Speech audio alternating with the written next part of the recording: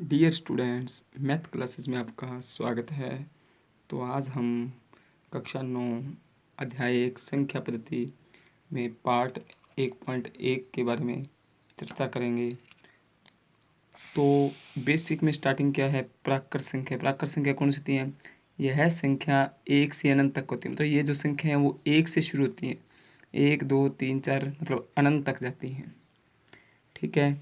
उसके बाद आता है पूर्ण संख्याएं। यह संख्याएं 0 से अनंत तक होती है। मतलब जो पूर्ण संख्या होती हैं वो 0 से शुरू होती हैं, 0 1 2 3 4 आगे तक चलती रहती हैं। उसके बाद आता है पूर्णांक। पूर्णांक क्या होते हैं? सभी पूर्ण संख्याएं तथा ऋणात्मक संख्याएं 0 के साथ मिलकर क्या बनाती हैं?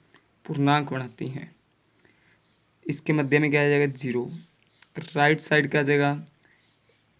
धनात्मक मतलब प्लस वाली संख्या 1 2 3 4 5। और इधर क्या आ जाएगा? ऋणात्मक -1 -2 -3 -4। ये जो होते हैं पूर्णांक होते हैं। पूर्णांक दो प्रकार के होते हैं, एक धनात्मक और एक ऋणात्मक। अब उसके बाद आता है अभाज्य संख्याएं। एक से बड़ी वे प्राकृत संख्याएं जो एक या समय के अलावा किसी और से विभाजित ना हो। ठीक है। एक से बड़ी वे प्राकृत संख्या जो एक या समय के अलावा किसी और से विभाजित ना हो। एग्जाम्पल के तौर पे ले लेते हैं, जैसे 2 हो गया, 3 हो गया, 5 हो गया। ठीक है। ये एक के अलावा और समय के अलावा किसी और पाड़े में नहीं आती। भाज्य संख्या क्या हो जाएगी? एक से बड़ी वे प्राकृत संख्या जो एक या समय के अलावा किसी और से विभाजित हो। मतलब एक से ही भाग हो और समय से भी हो और अन्य संख्या से हो। एग्जाम्पल के तौर पे क्या ले लो? 4 ले लिया। 4 एक के पड़े में आती है, 4 के पड़े में आती है और 2 के पड़े में आती है। ये संख्या कौन सी होगी? भाज्य है। जैसे 6 होगी, 6 क्या हो गया? एक के पड़े में आती है, 6 के पड़े में आती है, 2 के पड़े में आती है और 3 के पड़े में भी आती है। नेक्स्ट है अपना परिमेय संख्याएं। इन संख्याओं को p बटा क्यू के रूप में लिखा जा सकता है। यहाँ क्यू बराबर नहीं है किसके? 0 के। मतलब यहाँ पे क्यू का जो मान है वो 0 नहीं रख सकते। जैसे अपने क्या रख लें? 1/3, 2/3। p का मान अपने 0 रख सकते हैं, 0/1। ये कौन सी होती हैं? परिमेय संख्या होती हैं जहाँ जिसे p बटा क्यू के रूप में लिखा जा सकता है, लेकिन यहाँ क्यू बराबर नहीं है 0 के। मतलब क्यू की वैल्यू अपने 0 नहीं रख सकते। उसका था अप्रमेय संख्या। वे परिमेय संख्या जिन्हें p बटा क्यू के रूप में व्यक्त नहीं किया जा सकता। जैसे पाई है, इसका कोई निश्चित मान नहीं होता। √2 हो गया, √3 हो गया। अब उसके बाद आता है वास्तविक संख्याएं। सभी संख्याओं का संग्रह है। बाकी जो सभी संख्याएं होती हैं उनका संग्रह होता है। वास्तविक संख्याएं और उनके दशमलव प्रसार। पहला आता है शांत। इस स्थिति में शेष फल 0 हो जाता है। मतलब जो शांत संख्या होंगी उसको जब अपने हल करेंगे तो उसका शेष फल किसी भी स्थिति में 0 आना चाहिए। मतलब 0 आएगा शेष फल, तभी वो शांत होगी। एग्जाम्पल के तौर पे जैसे 1/2 है। अब 1 में अपने भाग देंगे 2 का। 1 में भाग किसका देना है? 2 का। पहले 0 तक पड़ा, फिर यहाँ पे क्या लगा लिया? पॉइंट। यहाँ पे पॉइंट लगा लिया, यहाँ पे क्या लगा लिया? 0। तो 5 दूना 10, तो शेषफल क्या आ गया? 0। मतलब ये जो है वो शांत है क्योंकि इसमें शेषफल क्या है? 0 है। अब उसके बाद आता है अनवसानी आवर्ती। इस स्थिति में शेषफल की पुनरावृत्ति होती है। मतलब जो शेषफल आता है बार बार वही आता है और इसे अपने अनवसानी आवर्ती या अशांत आवर्ती कहते हैं। जैसे 1/3 है, 1 में 3 का भाग देंगे, पहले 0 पे जाएगा तो यहाँ पे भी 0 लिख सकते हैं। फिर शेषफल 1 आ जाएगा, पॉइंट लगा के यहाँ पे फिर बाद में क्या लगा ली? 0 लगा ली। 3 तिया 9, फिर कितना आ गया? 1। 3 तिया 9, फिर क्या आएगा? 1। 3 तिया 9। मतलब जो शेष फल है उसकी पुनरावृत्ति हो रही है। मतलब कि शेष फल बार बार सेम आ रहा है। तो इसको अपने क्या लिख सकते हैं? 0.3। तो ये इसके ऊपर बार का चिन्ह लगा देंगे। इसका मतलब यही है कि 3 बार बार आ रहा है। उसके बाद आता है नेक्स्ट अन्वसानी अनावर्ती। अन्वसानी अनावर्ती में क्या कि इस स्थिति में शेष की पुनरावृत्ति नहीं होती, मतलब जो शेषफल है वो 0 बार बार नहीं आता। ठीक है, जैसे √2 है, इसका मान क्या आ जाएगा 0.4142। तो ये हर जगह इसका शेषफल क्या होगा, चेंज होता जाएगा। अब उसको क्या करते हैं, घातांक नियम। अब घातांक नियम में क्या है कि a⁻m बिंदु a⁻n, जो ये बिंदु है इसका मतलब है कि इनका आपस में क्या है, गुणा। मतलब यहाँ पे जो ये a⁻m है और a⁻n है, इनका जो आधार सेम है, और जब ये गुणा में हो तो घातांकों का क्या होता है, योग होता है। ये अपने को अपने 8वीं में भी पढ़ चुके हैं। अब 2⁻3 और 2⁻2 है, मतलब ये a है और ये इनकी पावर है। जब ये गुणा में है तो पावर का क्या होता है, टोटल होता है। a⁻m+n बन गया, मतलब 2⁻3 + 2, तो कितना आ गया, 2�5। मतलब 2 को गुणा में 5 बार लिख के इसका अपने गुणा कर सकते हैं। ठीक है, अब है a⁻m और n, मतलब यहाँ पे मान लीजिए 2 है, 2 की पावर कितनी है, 3, और इसकी पावर कितनी है, 2। अब जो ये a है उसका यहाँ पे क्या दिया है कि mn, मतलब जो ये पावर है इनका आपस में क्या हो जाएगा, गुणा हो जाएगा। तो इसको अपने किस रूप में लिख देंगे, 2 3 दूना 6, तो 2 की पावर क्या आ गई, 6 आ गई। a⁻m बटा में a⁻n, मतलब जब इनकी पावर बटा में हो तो पावरों को क्या किया जाता है, माइनस किया जाता है। जैसे 2⁻6 बटा में 2�5, मतलब भाग में हो। अब 2⁻6 - 5, तो 2 की पावर क्या आ गया, 1 आ गया।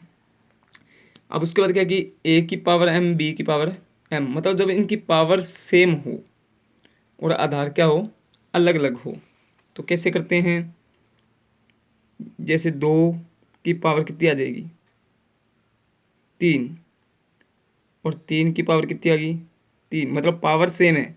इनका जो ये चीज़ होती है इसे आधार कहते हैं, और आधार क्या है, अलग अलग।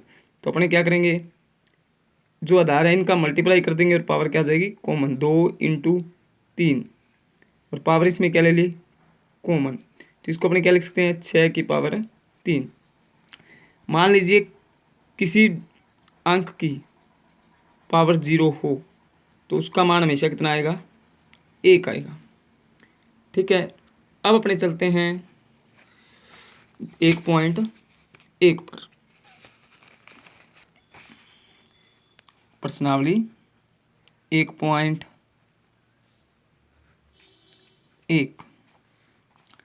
पहला क्वेश्चन क्या है कि क्या शून्य एक परिमेय संख्या है। क्या इसे आप p बटा क्यू के रूप में लिख सकते हैं, जहां p और क्यू क्या है, पूर्णांक है, और क्यू बराबर नहीं है 0 के, मतलब क्यू का मान 0 नहीं होगा।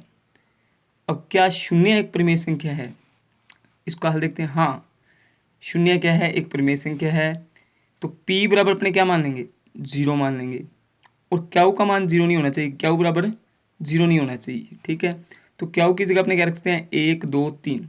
जब अपने 0/1 करेंगे तो भी क्या आ जाएगा, 0, 0/2 करेंगे तो भी क्या आएगा, 0, मतलब शून्य एक क्या है, परिमेय संख्या है।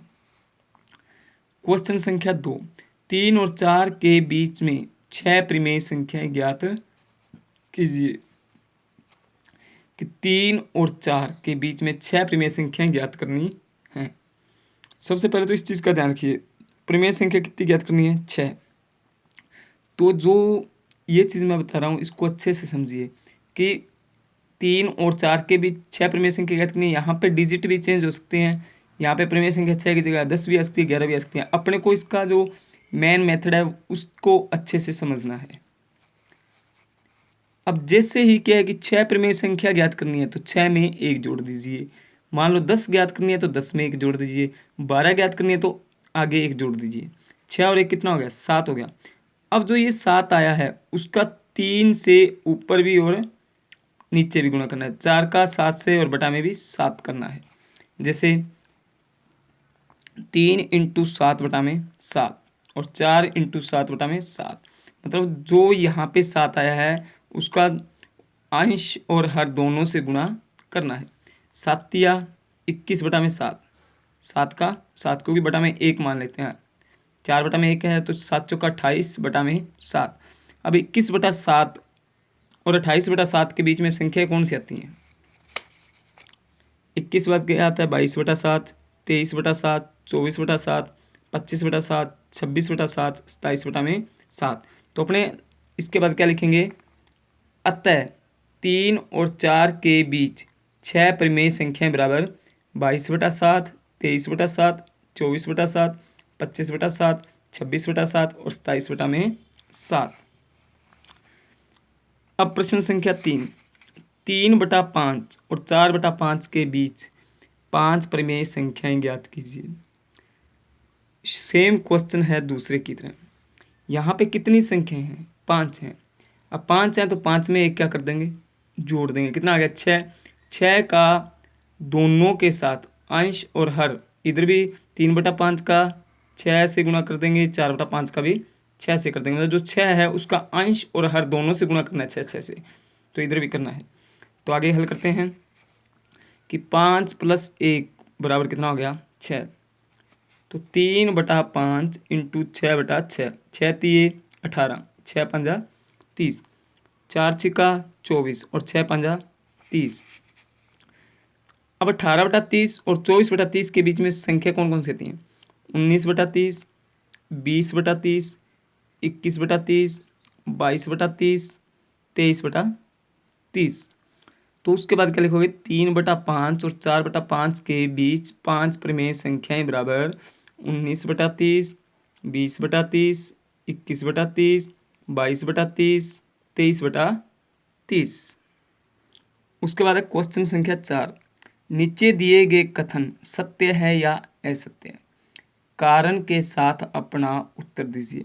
मतलब अपने को चौथे क्वेश्चन के 3 पार्ट दिए गए हैं, जिसमें पहला पार्ट है कि प्रत्येक प्राकृत संख्या एक पूर्ण संख्या होती है। अब अपने को एक तो बताना है कि ये सही है या गलत है, और उसके बाद कारण भी अपने को बताना है कि सही है तो क्यों सही है और गलत है तो क्यों गलत है। मतलब सत्य मतलब सही, असत्य मतलब गलत। प्रत्येक प्राकृत संख्या एक पूर्ण संख्या होती है, तो ये कथन अपने क्या मानते हैं? सत्य मानते हैं। जैसे स्टार्टिंग में मैंने आपको ये बताया था कि प्राकृत संख्या कहाँ से स्टार्ट होती है? 1 से शुरू होती है, 1, 2, 3, 4 अनंत तक। पूर्ण संख्या कहाँ से शुरू होती है? 0 से। 0, 1, 2, 3, 4। मतलब प्रत्येक प्राकृत संख्या एक पूर्ण संख्या होगी, क्योंकि 1, 2, 3, 4 पूर्ण संख्या में भी आता है। तो प्रत्येक प्राकृत संख्या एक पूर्ण संख्या होगी, क्योंकि प्राकृत संख्या में 1, 2, 3, 4 आ रहा है, तो पूर्ण संख्या में भी बाद में 1, 2, 3, 4 आ रहा है, क्योंकि ये 0 से स्टार्ट होते हैं, उसके बाद 1, 2, 3, 4 पूर्ण संख्या में भी अंक है, तो ये प्राकृत संख्या एक पूर्ण संख्या होती है। अब है कि प्रत्येक पूर्णांक एक पूर्ण संख्या होती है, ये क्या है? असत्य है, क्योंकि जो पूर्णांक होते हैं वो माइनस में भी होते हैं, ऋणात्मक में भी होते हैं। क्योंकि पूर्णांक जैसे मान लीजिए -4, -3, -2, और ये प्लस में भी होते हैं 1, 2, 3, 4। जो पूर्ण संख्याएं होती हैं वो केवल प्लस में ही होती हैं, वो माइनस में नहीं होती। अतः ये कथन क्या है? असत्य है कि प्रत्येक पूर्णांक एक पूर्ण संख्या नहीं होती।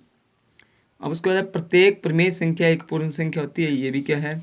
असत्य है। परिमेय संख्या कौन सी होती है? 4/5 मान लीजिए, 1/3 मान लीजिए, 2/3 मान लीजिए। ये जो संख्याएं हैं ये परिमेय संख्याएं हैं, लेकिन ये पूर्ण संख्याएं नहीं हैं। अतः प्रत्येक परिमेय संख्या एक पूर्ण संख्या नहीं होती। मतलब ये कथन क्या है? प्रत्येक परिमेय संख्या एक पूर्ण संख्या होती है, ये कथन क्या है? असत्य है।